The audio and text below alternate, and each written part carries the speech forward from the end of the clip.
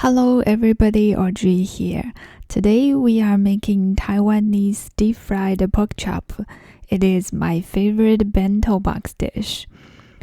I learned this recipe from my mother-in-law while I was visiting.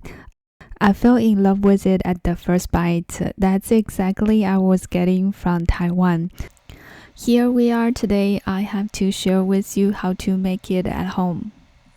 Pork chop is a lean cut of meat, so it can get tough when overcooked. It is important to tenderize it using a meat mallet, sometimes called a meat tenderizer. Doing so can break up the muscle fiber to make it tender. Place them on a cutting board with plastic wrap at the bottom and cover with plastic wrap on top to avoid messy. Make sure to do it on both sides. Different from my Korean pork chop recipe, I make it super thin and big. Here we will preserve a little thickness.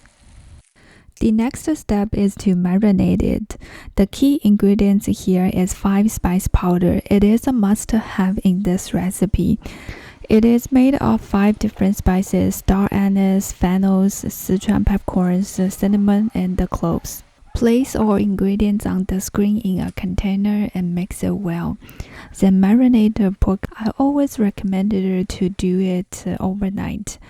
It not only provides enough time to let the flavor get in, but also saves time on the day of cooking.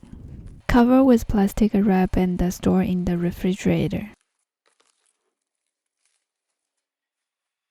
Heat oil to 160 Celsius. Dredge pork chop in cornstarch before deep frying.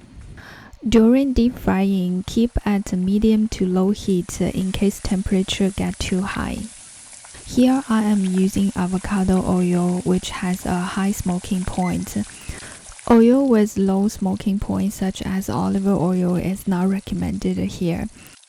It takes about 2 to 3 minutes on each side to get it fully cooked.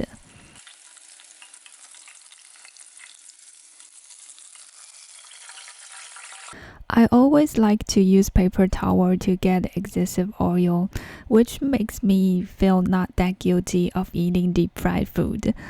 Although it may not help too much, it just makes me feel better. This is Audrey. I hope you like it. See you next time.